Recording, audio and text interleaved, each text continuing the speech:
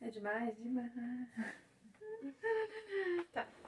E aí, pessoal, tudo bem com vocês? Eu sou a Ju. E eu sou a Mari. E esse é mais um vídeo do Miga Indica um Livro. E hoje nós vamos trazer pra vocês indicações de livros de terror que são mais light, mais fraquinhos pros medrosos de plantões. Toca a vinheta.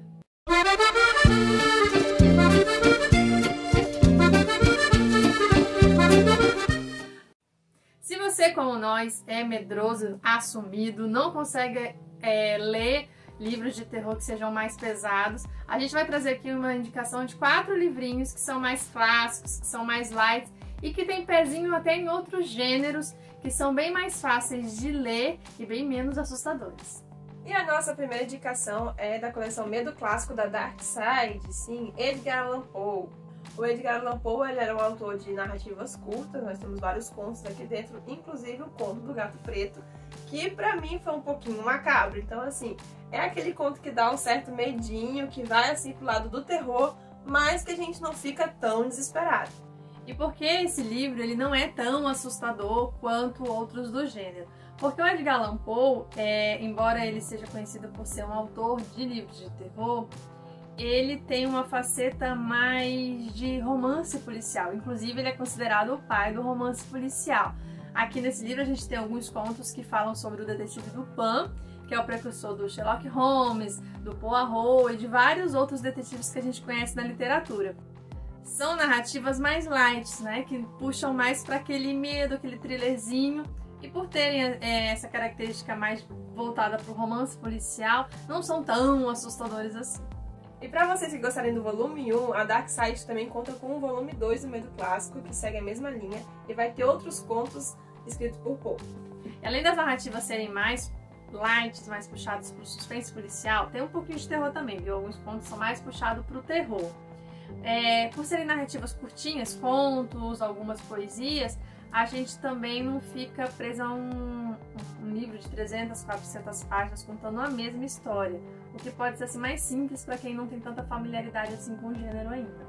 E a nossa dica número 2 é Frankenstein, de Mary Shelley, ou Mary Shelley. Sabe, não tenho certeza como pronuncia.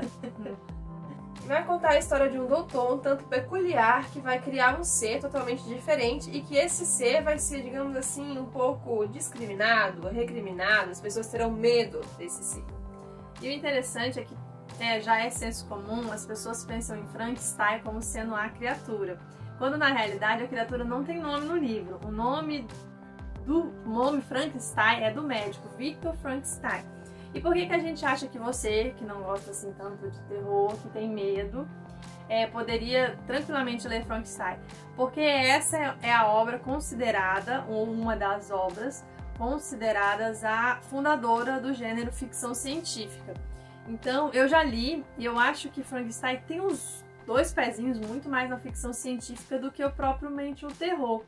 Acredito até que as adaptações cinematográficas elas são mais assustadoras do que o livro em si. O livro aborda mais a questão dessa criatura que foi desenvolvida por esse médico e que foi jogada na sociedade e que assustava todo mundo, ninguém queria chegar perto. Então, pra mim, é mais um livro até mesmo filosófico do que aterrorizante, assustador. Eu não consigo enxergar mesmo o terror. Não é. Eu acho até aquilo que eu falei, mas o tom que é dado no cinema do que propriamente no livro. E a gente fica até com dó da criatura, né? Porque ela é tratada de forma tão, digamos, marginalizada, que a gente acaba tendo aquela dó da criatura. A gente se sente, poxa, quer pegar a criatura e colocar no colo. Então ela é bem, eu não consigo mesmo nem chegar tanto assim como um livro de terror, embora ele seja classificado, né? Até porque terror, gente, ele abrange uma gama de subgêneros, ele é uma gama de livros que... Uma gama de subgêneros e de livros que vão além daquele nosso senso comum da casa abandonada, possuída por algum demônio, que vai aparecer um monte de fantasma, vai e muito que as além pessoas disso. começaram a totalmente morrer em todo momento. Então não há nada de errado em ele ser classificado como terror também. Mas ele tem ali os dois pezinhos. A Mary Shelley é considerada por muitos especialistas como a autora que fundou o gênero ficção científica. Frankenstein é citado como, se não foi o que fundou, foi um dos precursores do gênero que a gente conhece como ficção científica hoje. E o terceiro livro que nós vamos indicar hoje é O Médico e o Monstro, de Robert Louis Stevenson. Robert Stevenson.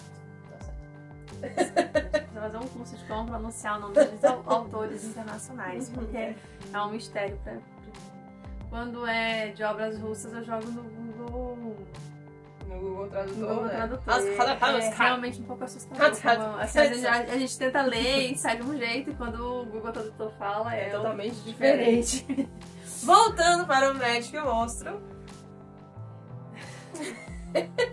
Ele também é um livro assim, com a narrativa bem mais light do que o senso comum do terror vem à nossa mente. Segue um pouco a ideia do Frankenstein, mas no caso aqui o médico em questão, o estudioso em questão, é que faz uma experiência com ele mesmo. Então ele vira um monstro, só que ninguém sabe que o monstro é ele. Acredita-se até que aquele monstro foi o responsável por matar o médico. Então tem toda uma narrativa construída nesse sentido. E por isso eu não acredito que seja um livro tão assustador, até porque ele tem mais uma pegada ali de experiências científicas. Vai mesmo ali para aquele rumo da ficção científica também. E é uma obra bem interessante, além de ser um clássico da literatura. Diferente do Frankenstein, que o cientista cria uma outra criatura. No caso do Médico e o Monstro, o próprio médico vira uma criatura. E é bem interessante. E bem legal também, provoca algumas discussões filosóficas sobre ética. Hoje poderia trazer para ali para ética médica, por aí vai. E por fim, não menos assustador, não menos sombrio do que os outros que nós trouxemos aqui, Drácula, de Bram Stoker. Talvez das 4 indicações que a gente trouxe hoje, esse seja o mais assustador. Embora tenha alguns contos do Allan Poe também que sejam um pouco mais sombrios. Sim, tem muito conto do Allan Poe que é muito sombrio. A gente falou que tem aquela questão dele seguir pro romance policial, ele foi o precursor disso, mas também tem uma parte bem sombria de Allan Poe que às vezes a gente fica lendo ali e dá até um medinho bem grande. Mas ainda assim, o Drácula ele é bem diferente no livro do que a gente vê nas adaptações cinematográficas. Os filmes e séries que tem essa pegada de vampiro, né? Ela é bem mais assustadora do que a literatura em si. No livro conta a história do Conde Drácula, acho que essa história, a narrativa principal é mais batida do que tudo. Todo mundo conhece Transilvânia. Até Van Helsing tá na narrativa, gente. O nosso querido caçador de monstros. Do conde que tem uns hábitos muito estranhos, que começa a despertar a desconfiança e a curiosidade da população próxima a ele, e é o caso do personagem. Então é um livro bem menos assustador do que as adaptações, mas um pouquinho dos 4, o mais, eu diria que seria o mais assustador. Porque o Drácula, ele é um vampiro, isso não deixa de acontecer no livro. Ele tem esse hábito de sugar o sangue das pessoas, mas no livro eu acho que tem mais a ver com aquela, até tem uma síndrome, se eu não me engano. O livro em si eu acho que aborda muito mais esse lado do que aquela coisa mais sobrenatural, do que aparece nas adaptações. As adaptações têm de todas as formas. Desde o Drácula mais sombrio e terrível, de Dráculas até mais tranquilos e lights, até mesmo de guerreiros Dráculas, porque acho que a última adaptação, o Drácula ele já era mais um guerreiro do que mesmo um vampiro. Deu muita... Eu acho que tem muito filme, né? Tem até sátira e animação, né? Hotel Transilvânia. Hotel Transilvânia, na minha opinião, a melhor adaptação do Drácula possível é o Hotel Transilvânia. Eu nunca falo blá blá blá! Então são obras assim bem mais tranquilas do que outras que a gente vê na atualidade, que são mais pesadas, que abordam temas sobre demônios, possessões, e que a gente vai ser bem sincera, a gente não lê, porque a gente não gosta, não é uma crítica quem gosta do gênero, tá, gente? Mas a gente não gosta, a gente não se identifica, e a gente é a tal da medrosa sumida, a gente não assiste filme de terror, não rola, não tem como mesmo. Então a gente também não consegue ler. E esses livros pra gente foi muito tranquilo a leitura, então por isso a gente indica pra quem não curte temas mais pesados, que é o nosso caso, transitar aí por essas obras mais clássicas que deram origem até a outros gêneros literários e que são bem mais tranquilos, assim vocês vão conseguir ler à noite, tranquilamente dormir muito bem, não vai dar medo de nada e até mesmo vai trazer algumas reflexões interessantes sobre a vida, sobre a ética, bem legais. E é como o próprio Edgar Allan Poe fala no início de um de seus contos, que até aquele momento, na atualidade dele, aquilo não estava ainda como comprovado cientificamente, aquilo talvez não tivesse sido descoberto pela ciência, mas que na ideia dele, o que poderia ser terror na época dele, na nossa atualidade, que seria o futuro dele naquele momento, as pessoas poderiam ver como uma coisa normal que a ciência descobriu como uma doença. E é verdade, se você olhar por esse lado, em algumas obras você vai encaixar muita coisa como uma doença, como uma pesquisa científica e não como terror.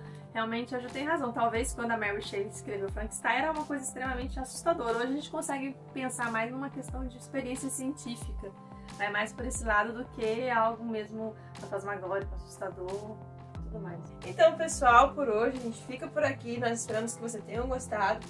Bota aqui nos comentários qual é o livro que você mais passou medo, qual é o livro que você se surpreendeu no gênero de terror, que você achou que não ia gostar. Coloca aí embaixo pra gente. Não esqueça de curtir, compartilhar e seguir a gente nas nossas redes sociais. Então é isso, pessoal. Até a próxima. Tchau!